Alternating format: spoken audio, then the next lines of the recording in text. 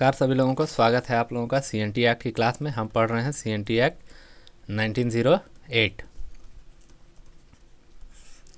1908 में हमने चैप्टर 9 तक पढ़ लिया है।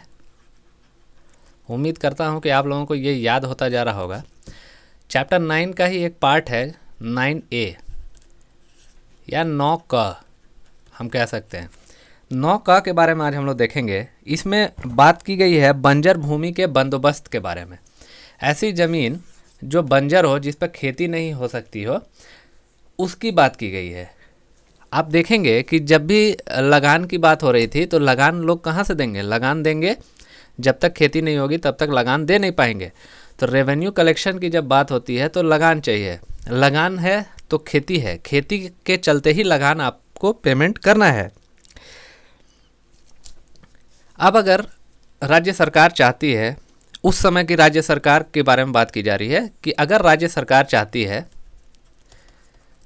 यहाँ पर भूस्वामी की बात नहीं की जा रही है, राज्य सरकार अगर चाहती है कि इस तरह का कोई बंजर भूमि रहे और बंजर भूमि में अगर चाहते हैं किसी व्यक्ति को देना, उसको बंदोबस्त कर देना, मतलब किसी व्यक्ति को दे देना उस जगह पे घर बनाने के लिए, या फिर वो अपना अन्य कार्य कर सकता है। अगर उस जगह को वो उपजाऊ बनाना चाहे तो वो बना सकता है।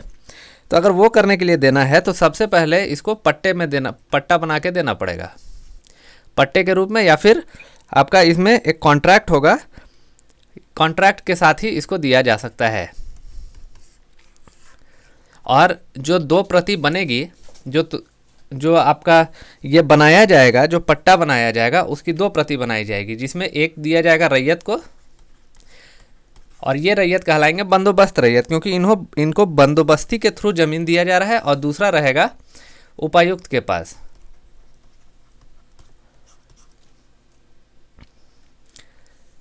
तो इसमें हम जो देख रहे हैं वो है चैप्टर 9 का ये एक्ट नंबर 63 है। 63 के अंदर भी इसका ये फर्स्ट पार्ट है, जिसमें कहा जा रहा है कि राज्य सरकार बंजर भूमि का बंदोबस्त पट्टे के द्वारा ही कर सकती है। पट्टा बनाना होगा जिसकी 2 प्रति होगी, एक रैयत और एक उपायुक्त के पास। आपको ये छोटी छोटी चीज़ें याद रखनी है, रैयत के पास और उपायुक्त के पास। क्वेश्चन यहीं से बना के पूछा जाएगा कि आपका पट्टा जो बनाया जा रहा है वो किसके पास रहेगा। तो जनरली लोग कंफ्यूज हो जाएंगे, रिकॉर्ड रूम में रहेगा या इस तरह की चीज़ों में। आप ध्यान रखेंगे कि ये एक रैयत के पास रहेगा, एक उपायुक्त के पास रहेगा। उसके बाद नेक्स्ट हमारा है 63 ख। 63 का एक और पार्ट है ख। 63 का ख पार्ट क्या बोलेगा? अगर इसमें धारा 46 का उल्लंघन करते हैं। धारा 46 क्या बोलता था कि एसटी की ज़मीन एसटी को ट्रांसफ़र होनी है। अगर थाना के अंतर्गत हैं तो थाना में आपको ट्रांसफ़र होना आसान है। अगर आप जिले के निवासी हैं तो डीसी का परमिशन चाहिए होता था। तो अगर 46 का उल्लंघन किया जाएगा तो इसका ये जो पट्टा है, इसकी जो ये बंदोबस्ती है, उसको कैंसिल कर दिया जाएगा। मतलब अगर धारा 46 का उल्लंघन करते हैं या फिर जब बंदोबस्ती करके दे दी गई हो तो आप 5 साल तक खेती नहीं करते हैं उस ज़मीन पर, तो भी आपका जो बंदोबस्ती है उसको कैंसिल कर दिया जाएगा। बंदोबस्ती सीधा ये समझिए कि ज़मीन है सरकार के पास, ये ज़मीन है और यहाँ पर कोई आदमी रह रहा है। सरकार चाहेगी कि ये ज़मीन पे ये आदमी खेती करे। तो अगर इसको लगेगा कि ये योग्य व्यक्ति है, गरीब है, उसके घर के पास है, वहाँ से वो खेती करके अपना जीवन यापन कर सकता है, तो राज्य सरकार इसको बंदोबस्ती के रूप में इसे ज़मीन दे सकती है। इसके पास अगर कोई और ज़मीन ना हो तो ये ज़मींदार नहीं होना चाहिए। ये काश्तकार, जो हम काश्तकारी नियम पढ़ रहे हैं, तो काश्तकार अभी तक आप समझ गए होंगे, लगभग सभी लोग काश्तकार के रूप में अभी टैक्स अदा कर रहे हैं। सिर्फ जितने ज़मींदार हुआ करते थे वो भी अब काश्तकार के रूप में या रैयत के रूप में राज्य सरकार को टैक्स दे रहे हैं। पहले ज़मींदार ही ज़मीन मालिक हुआ करते थे। तो अब जिसके पास अगर यहाँ ज़मीन नहीं हो उसको बंदोबस्ती से ये ज़मीन दे दी जाती है। और वहाँ पर अगर वो 5 साल तक खेती नहीं करता है या फिर धारा 46 का उल्लंघन करके एसटी ज़मीन जनरल को ट्रांसफ़र करने की कोशिश करता है तो इसको कैंसिल कर दिया जाएगा। समझ गया? तो 63 ये जो चैप्टर 9 है 9A में एक ही धारा है 63, जिसको 63 का पार्ट ए, जिसमें बंदोबस्ती की बात की गई है, जो आपका ये है, जिसमें कि एक आपका रैयत के पास रहेगा और एक उपायुक्त के पास रहेगा, जो पट्टा बनाया जाएगा, जो एग्रीमेंट बनाया जाएगा। और सेकंड है कि कैंसिल कब किया जाएगा? 5 साल तक अगर आप खेती नहीं करते हैं तो आप उसको कैंसिल कर दिया जाएगा, और 46 का उल्लंघन करते हैं तब भी कैंसिल किया जाएगा।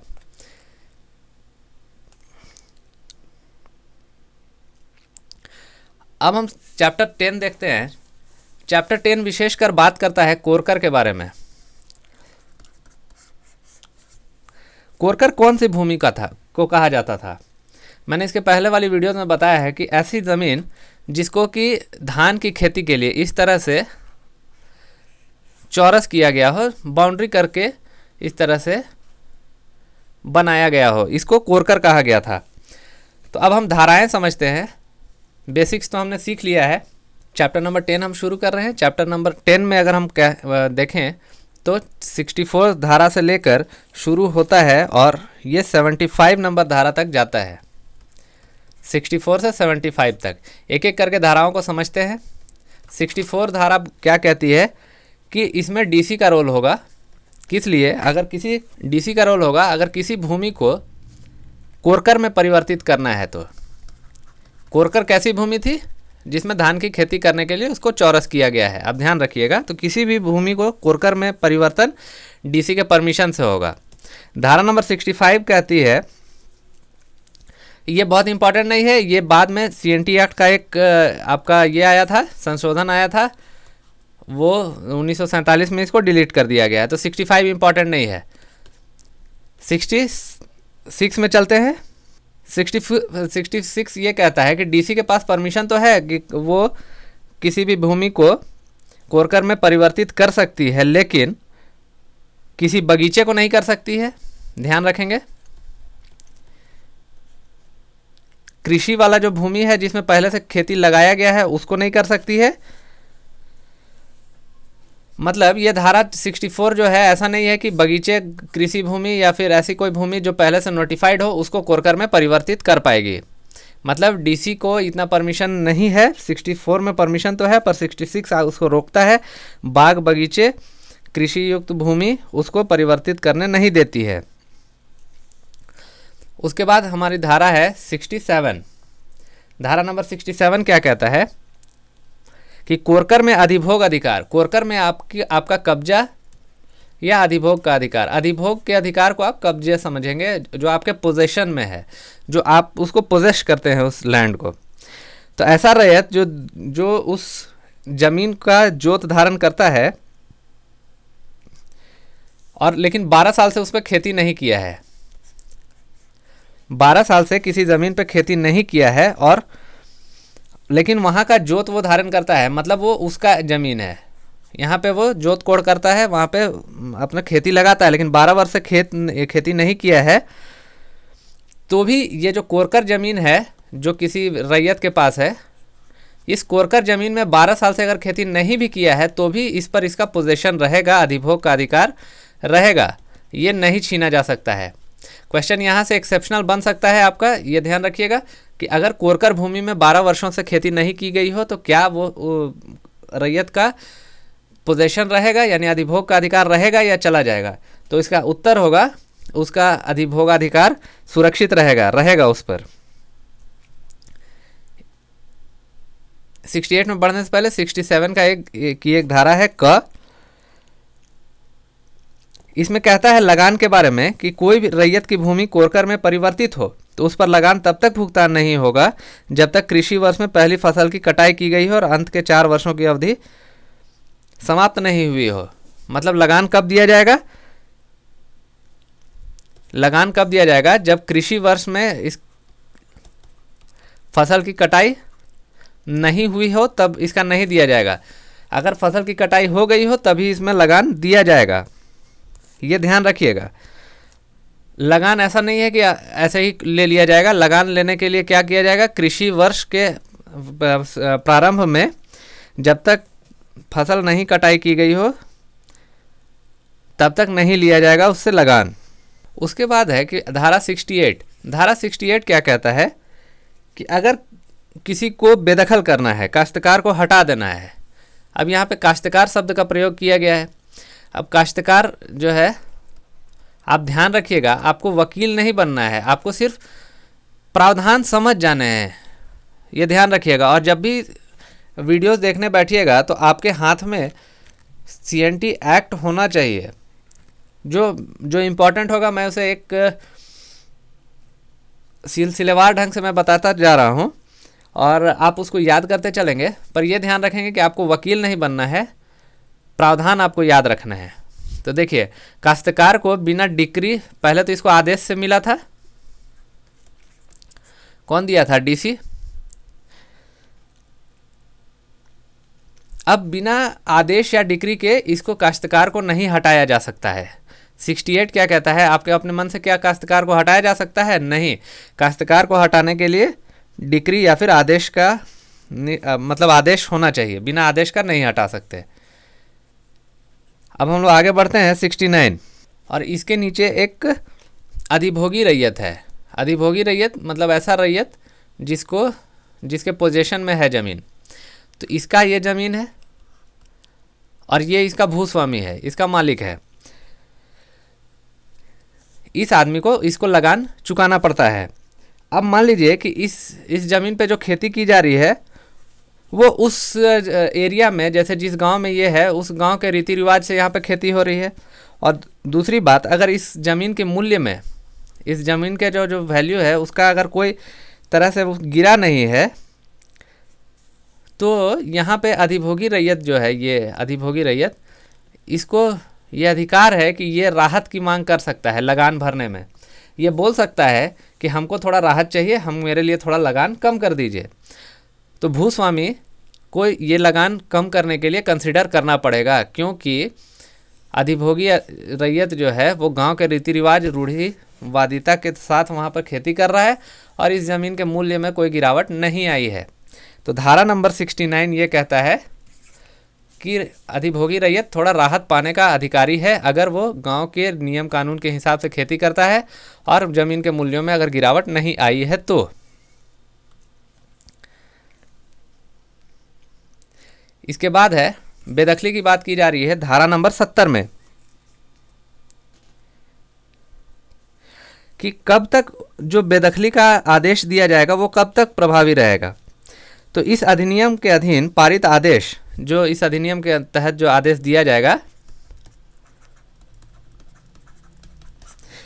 वो कृषि वर्ष के अंत में या ऐसे पूर्ववर्ती तारीख अगर न्यायालय में निर्देशित करे तो उसका प्रभावित हो जाएगा। कहने का मतलब समझिए कि कृषि वर्ष का अंत होता है 31 मार्च को, तो मतलब आपको जब हटाया जाएगा तो 31 मार्च को हटा दिया जाएगा। सीधा बात समझिए कि जब आप खेती लगाए हैं, कृषि वर्ष में आपने खेती काट लिया, 31 मार्च को ख़त्म हो गया, तो आपको यहाँ पर से हटाने का जो आदेश दिया गया वो स्वतः ही प्रभावित हो जाएगा। लेकिन अगर बीच में ही न्यायालय बोल दिया कि नहीं इसको नवंबर में हटा दीजिए, तो ये न्यायालय के ऊपर है, वो नवंबर में भी आपको हटा सकता है। नहीं तो ऐसे जनरली 31 मार्च को आपको हटा दिया जाएगा। जो कृषि वर्ष का अंत माना जाता है उसमें उसको आपको हटा दिया जाएगा, अगर हटाया जाता है तो।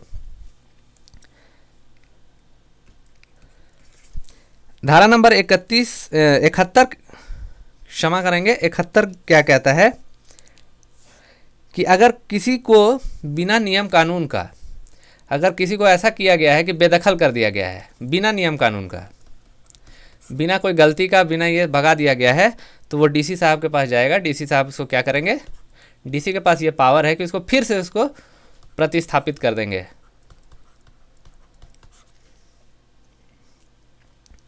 तो ये शक्ति किस में है? DC में है।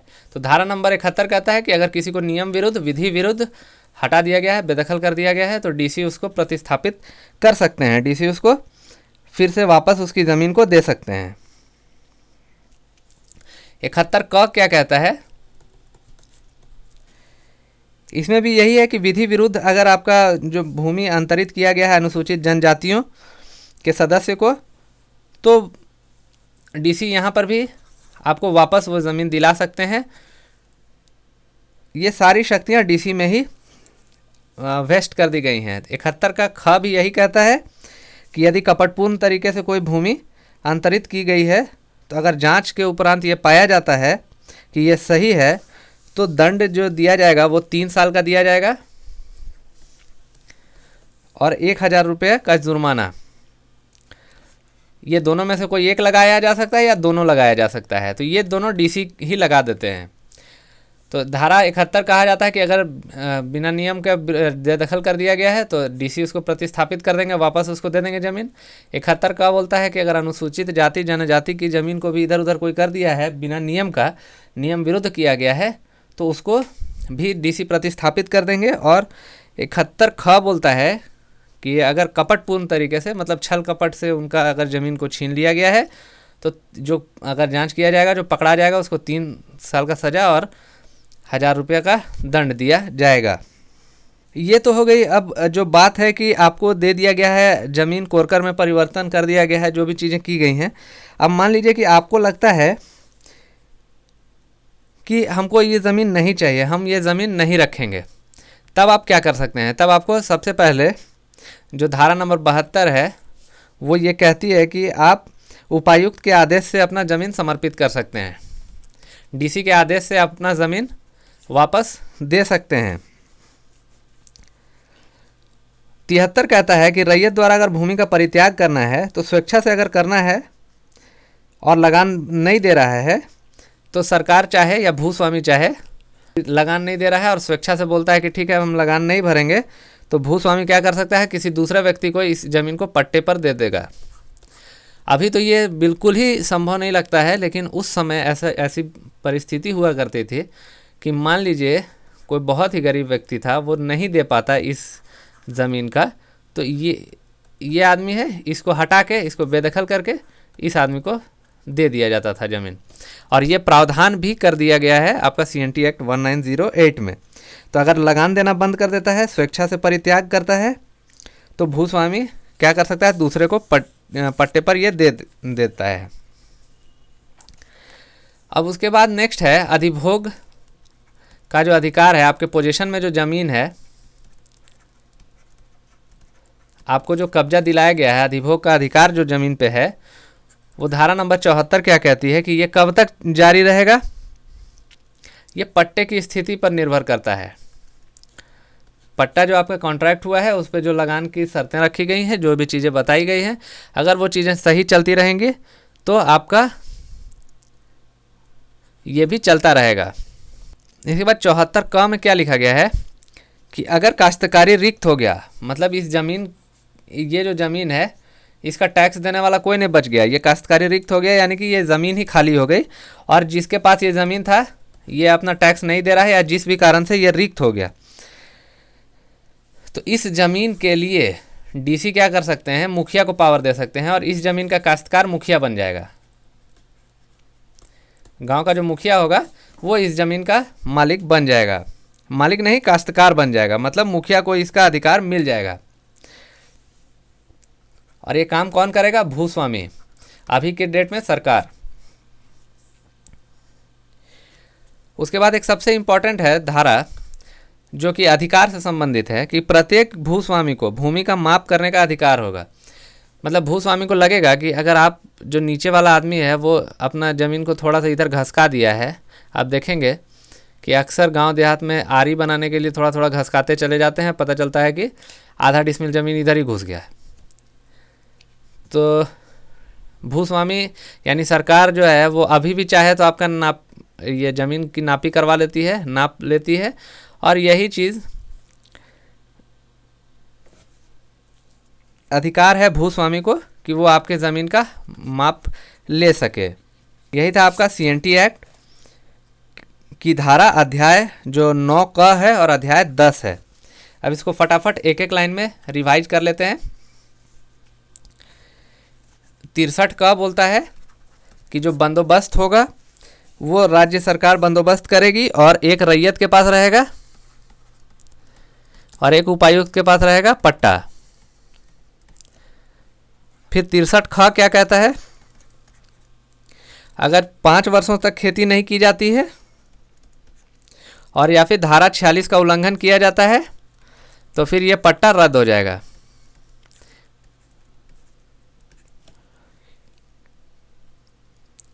चौंसठ कहता है डीसी के पावर के बारे में कि कोरकर में परिवर्तित डीसी के शक्तियों से हो सकता है। 65 कहता है, 65 कुछ नहीं कहता है, 65 डिलीट ही हो गया है, इसलिए इसको पढ़ना जरूरी नहीं है। कुछ कुछ भूमि पर डीसी तो कोरकर में बदल सकते हैं, लेकिन कुछ कुछ भूमि में ये रोक दिया गया है, वो बाग बगीचा या फिर जहाँ पर कृषित भूमि है, इसको डीसी कोरकर में परिवर्तित नहीं कर सकते। इसके बाद आपका 67 का क कहता है कि लगान कब तक नहीं दिया जाएगा? कृषि वर्ष की पहली कटाई, फसल की पहली कटाई नहीं हो गई हो,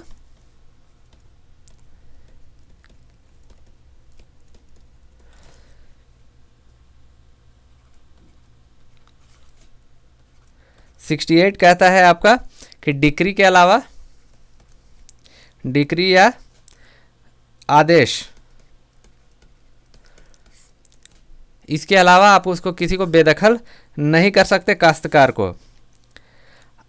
69 आपका बात करता है, अगर ये राहत के बारे में बात करता है, अधिभोगी रैयत के अधिकारों की बात करता है कि अगर ज़मीन की वैल्यू नहीं गिरी है और स्थानीय परंपरा से खेती हो रही है तो उसमें उसको राहत पाने का अधिकार है। कोई भी आदेश कब तक प्रभावी रहेगा? 31 मार्च यानी कि कृषि वर्ष के एंड में, कृषि वर्ष के एंड में ही कोई भी आदेश आएगा वो एक्टिवेट होगा। 71 की तीनों धाराएं कहती है कि अगर किसी भी तरीके से ज़मीन छीनी जा गई है तो वो डीसी ही आपका प्रतिस्थापित कर देंगे वापस। 72 में कहा गया है कि उपायुक्त के आदेश से आप समर्पित कर सकते हैं, डीसी के आदेश से।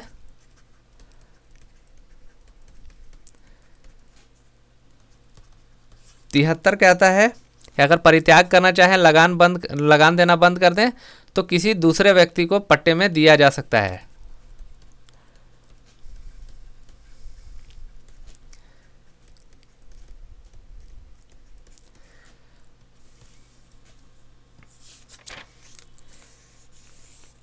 चौहत्तर का क बोलता है कि अगर आप कंडीशंस फॉलो कर रहे हैं तो ये जारी रहेगा, अगर आपने कंडीशंस को ब्रेक किया तो फिर ये जारी नहीं रहेगा।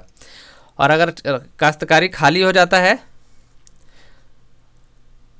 ये 74 में है। 74 का क बोलता है कि काश्तकारी अगर रिक्त हो जाती है, काश्तकारी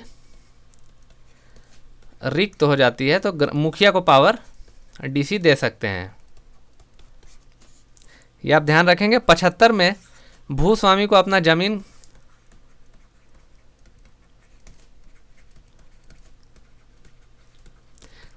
के माप कराने का अधिकार होगा, जब चाहे तब वो माप करवा सकता है। तो हमने आज सीएनटी एक्ट का 9 क और चैप्टर नंबर 10 देख लिया है। इसके बाद हम ऐसा करेंगे कि बाकी जो आने वाले चैप्टर्स हैं उसमें से जो इम्पॉर्टेंट होंगे मैं सिर्फ उन्हीं को डिस्कस करूँगा। अगर आप लोग ऐसा चाहते हैं, अगर आप लोग ये चाहते हैं कि नहीं मैं पूरे एक्ट के एक एक धाराओं को बता दूं, तो भी आप मुझे कमेंट सेक्शन में जाकर वहाँ पे कमेंट करके मुझे बता देंगे कि आप किस तरह से इसको आगे कंटिन्यू करना चाहते हैं, क्योंकि आगे जाने के बाद सिर्फ एक एक लाइन का एक्ट है जो मैं समझा दूंगा आप लोगों को, पर जो इम्पॉर्टेंट है अगर आप चाहते हैं तो मैं इम्पॉर्टेंट बता दूंगा, और अगर आप चाहते हैं कि नहीं मैं सारे पूरे एक्ट्स को बता दूं तो पूरे एक्ट को भी बता दूंगा। So thank you for watching today's class. Always stay motivated and keep learning.